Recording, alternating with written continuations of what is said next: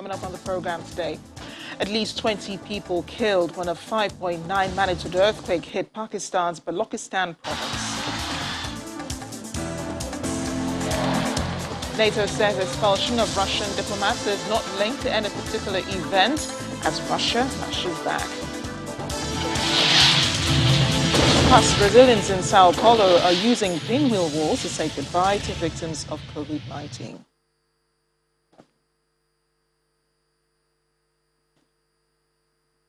A warm welcome to the program. I'm Amarachi Ubani.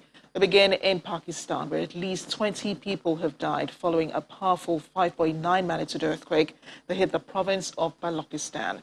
The death toll is expected to rise as rescue operations are underway, with doctors and paramedics reaching earthquake-hit areas. Military helicopters were deployed in southern Pakistan to transport injured victims after a deadly earthquake.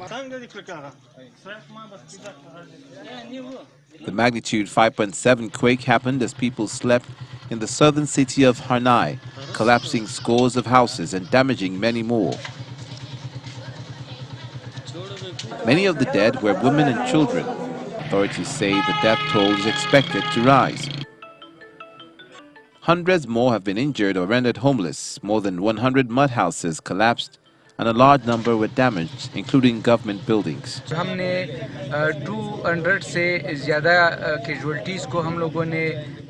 We have treated around 200 injured people. Some of the injured have been transported by road in ambulances, and those who are critically injured transported by helicopter. private vehicles में भेज दिए अभी जो कुछ ज़्यादा ही serious थे जो transport काबिल थे उसको थ्रू हम helipad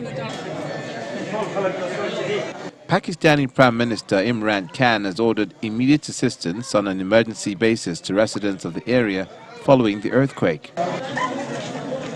The U.S. Geological Survey says the quake was relatively shallow and had an epicenter about 100 kilometers east of Quetta. Quetta is also the site of one of the deadliest earthquakes to hit South Asia in recorded history, when a 7.7 magnitude quake struck in 1935, killing between 30 and 60,000 people. The VOA's Ayaz Gal is in Islamabad. Ayaz, which areas were hit by this earthquake and what is the situation on the ground now?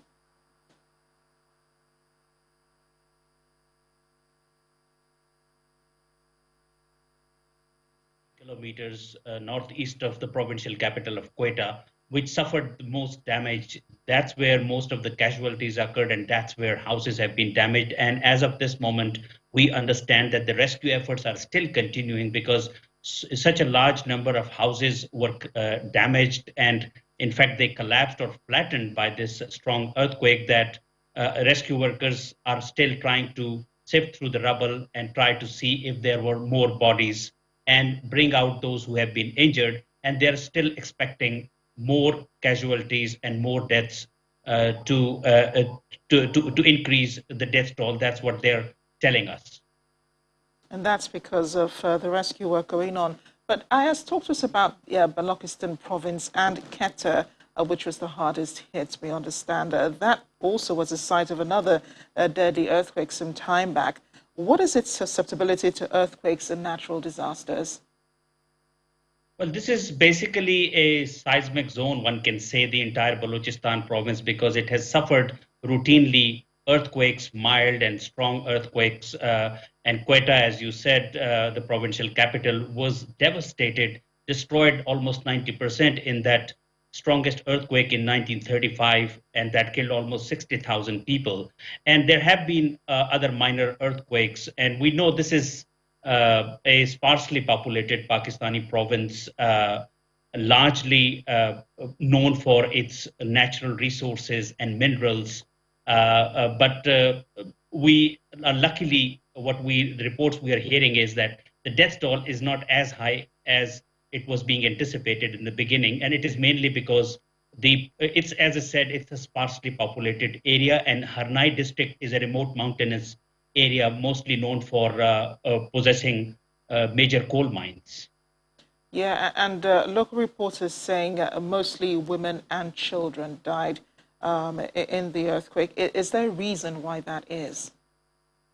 Well, obviously, because the earthquake struck the district after 3 a.m. in the morning, and that's when in this remote area, women and children are asleep, but men usually get up early and go to work because, as I said, there are over 100 coal mines in the area, and most of the residents there work in these coal mines, and they start work very early. So either they were on their way or at work already, and women and children were left behind, and that's why, when the mud houses collapsed as a result of this tremor, we see that's the reason that we have many of the casualties, they are children or women. Indeed, and so sad about that. Ayaz, I know it might take a while to assess the extent and the gravity of the damage due to the quake, but what has the government said about those who survived and how it would help the region and these ones recover? Well, the provincial government has been trying to quickly restore the communication lines because that has been a major hurdle in the rescue effort. There has been no electricity as of this moment, and that's what being tried to restore. But Prime Minister Imran Khan has ordered an immediate relief effort and has also promised compensation to the victim families, those who have died or those who have been injured, that the government will provide relief and give them compensation. That's what we know as of this moment. But of course, they're still trying to determine exactly what is the extent of the damage that has been caused by this earthquake. Finally, Ayaz, any word on foreign help from neighbors? Well, as of this moment, people have sympathized. Like we know that U.S. Deputy Secretary of State Wendy Sherman is due to arrive in Pakistan tonight, and she has already sent her message of condolences. But the magnitude of the earthquake is such that over the years, Pakistan has been able to manage on its own this kind of a calamity, because you know that in October of 2005, the worst earthquake had hit northern Pakistan and parts of Pakistani Kashmir that killed more than 80,000 people and made homeless 4 million people. So since then, Pakistan has been able to put together a system where it is able to manage this kind of a calamity at this scale can be managed by the authorities. This is what we understand from whatever we have seen over the past many years. Ayaz, thanks again for bringing us up to speed, and do stay safe. My pleasure. Happening in neighboring India, the government still trying to wrap its head around the murder of 2 teachers at a government school in Kashmir, Kashmir's main city of Srinagar.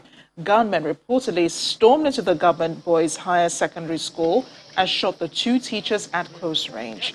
The victims were members of the region's minority Sikh and Hindu communities. Those around said they heard gunshots, looked out the window, and saw one of the teachers collapsing on the floor. It's the latest in a spate of targeted killings in the heavily militarized Himalayan region.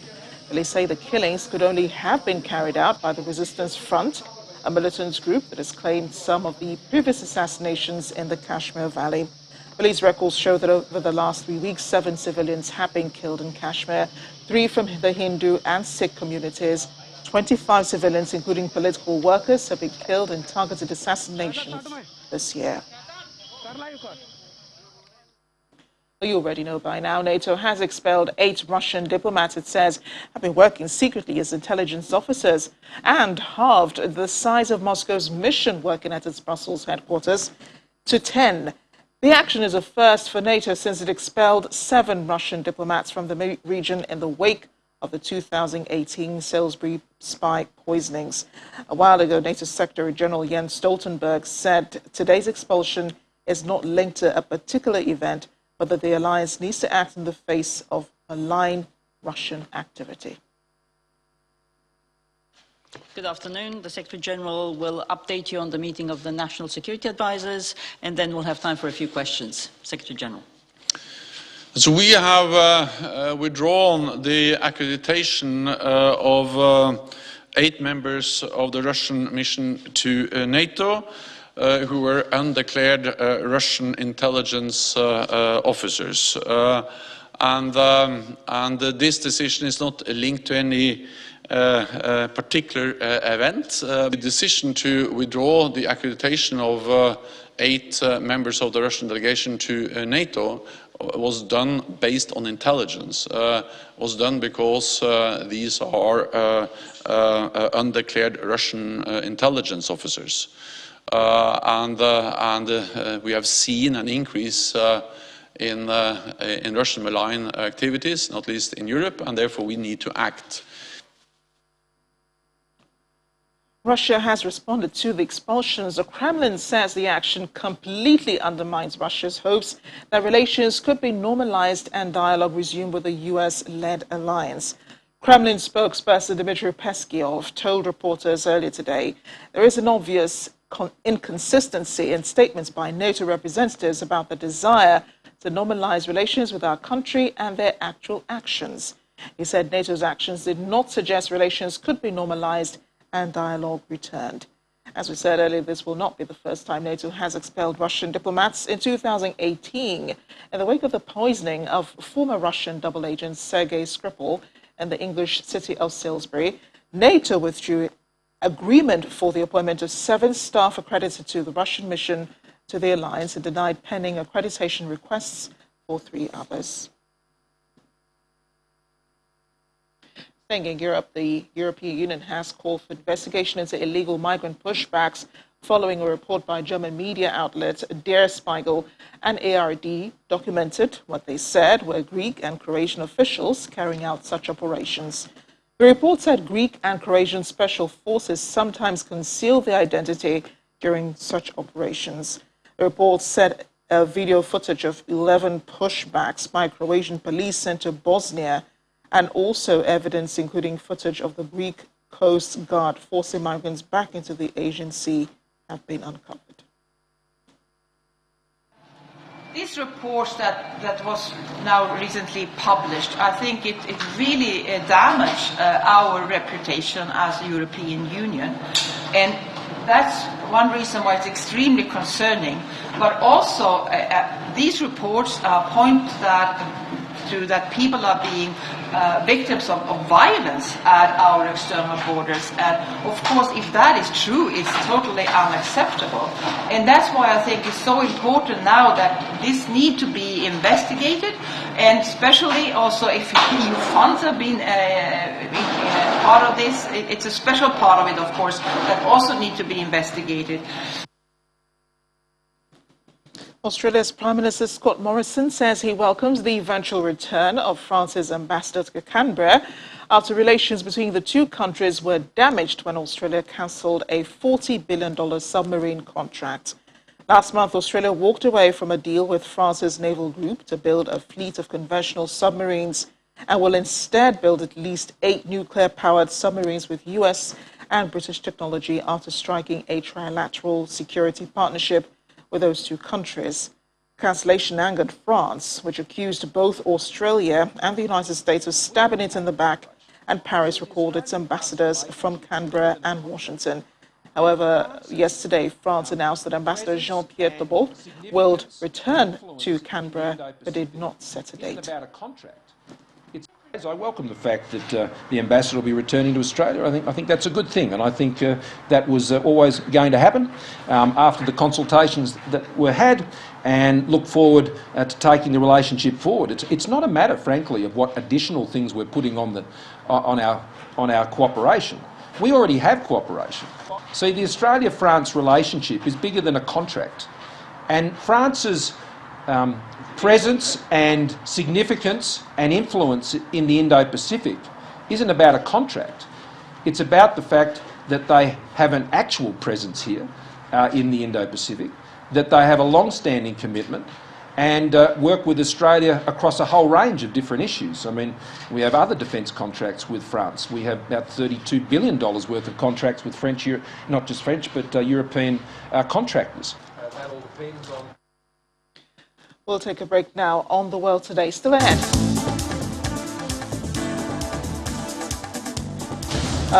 No, they're not prison guards, and yes, they are flight attendants. One Ukrainian airline is ditching those fitted coats for loose suits and sneakers for its flight attendants. Join us again.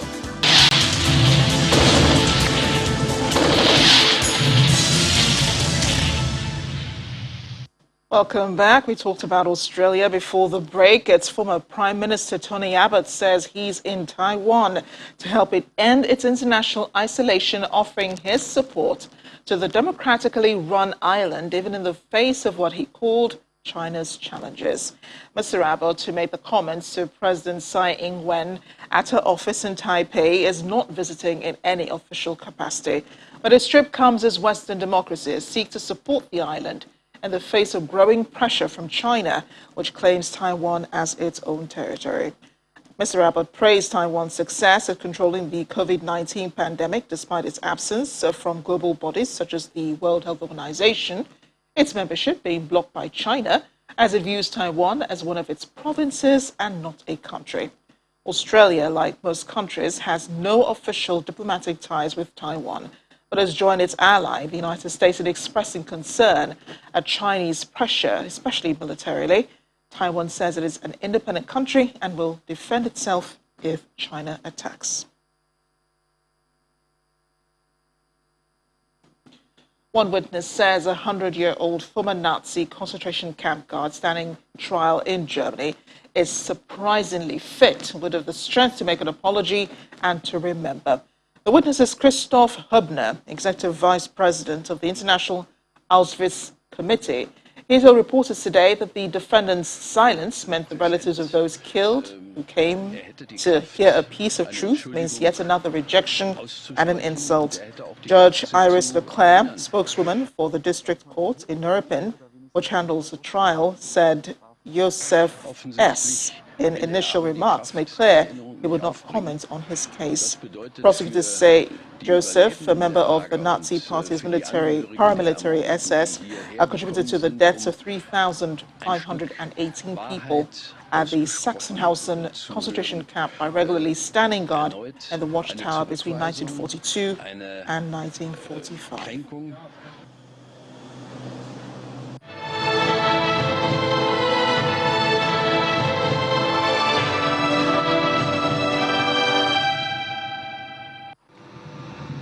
Scientists with Moderna are planning to invest about $500 million to build a factory here in Africa to make as much as 500 million doses of the mRNA vaccines each year. There's more in our global update. Moderna plans to build a vaccine manufacturing facility in Africa. The company says that a new state-of-the-art facility would eventually produce up to 500 million doses a year of Moderna's mRNA vaccine, which has shown an efficacy rate of more than 90% in preventing COVID-19.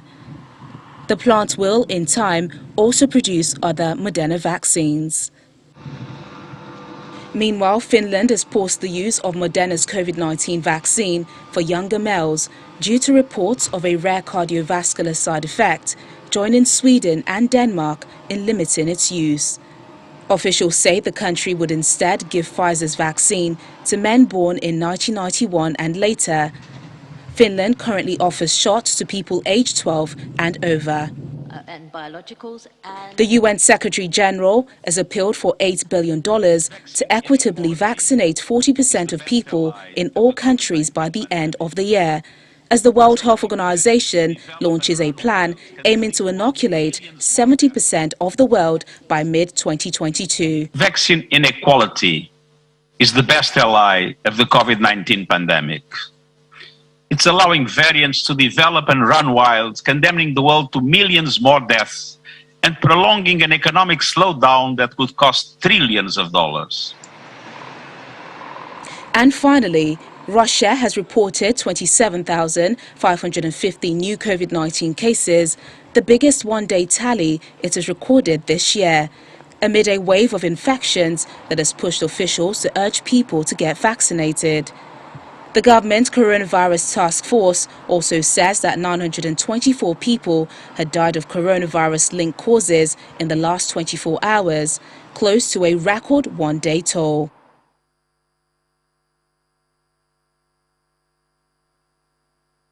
Meanwhile, in Brazil, scores of pinwheels are pinned up in Sao Paulo to remember the nearly 600,000 Brazilians who died as a result of the pandemic. This memorial we're looking at is a symbolic farewell to victims made up of pinwheel walls in one of the city's main squares. Organizers explained that the idea behind the memorial is to offer an opportunity for families to say goodbye to their loved ones, with the many funerals not being possible because of the pandemic. Local Samba school Vai Vai has contributed 38,000 pinwheels to this memorial in Franklin Roosevelt Square. The pandemic has killed nearly 600,000 Brazilians. It's the world's second deadliest outbreak outside the United States. A South American country registered on Wednesday 17,893 new cases of coronavirus and 530 additional COVID-19 deaths. In total, the death toll has reached 599,359. So far, only 44.9% of Brazilians have been fully vaccinated.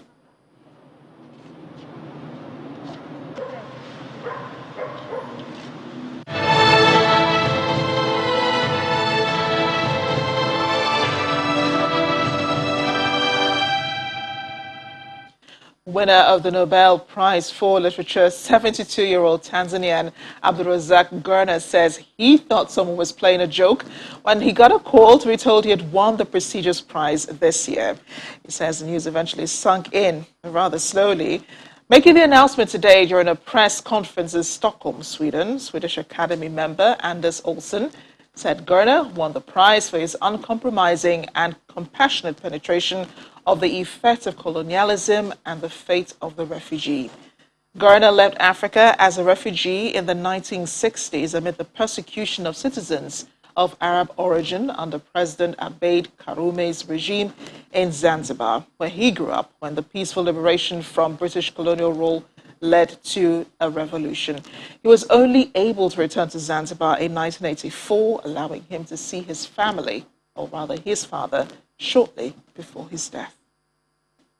The Nobel Prize in Literature for 2021 is awarded to the novelist Abdulrazak Gurna, born in Zanzibar, active in England, for his uncompromising and compassionate penetration of the effects of colonialism and the fates of the refugee in the gulf between cultures and continents. I've just spoken to Abdulrazak Gurna on the telephone. I caught him in the kitchen. We had some practical matters to discuss. They tend to get complicated this year as well. Due to the pandemic situation, the Nobel Prize laureates will not be able to gather in Stockholm in December.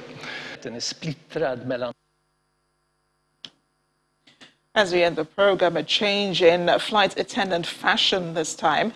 Flight attendants at SkyUp Airlines, a privately owned Ukrainian airline which employs a lot of women, decided to put an end to heels, pencil skirts and tight shirts after collecting feedback from flight attendants about their uniform.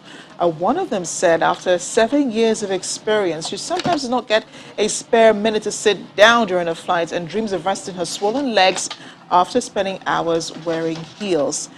A new uniform, as we see there, for women now includes white Nike sneakers, a loose orange suit with trousers and a silk scarf, both made by Ukrainian brands. White T-shirts will replace those tight blouses. The company says they researched the history of cabin crew uniforms and decided to ditch what they called conservative elements of a flight attendant's look. Braids will now replace a tight bun or ponytail hairstyles. Well, that uniform we'll begin to see more of from October 22nd when it launches.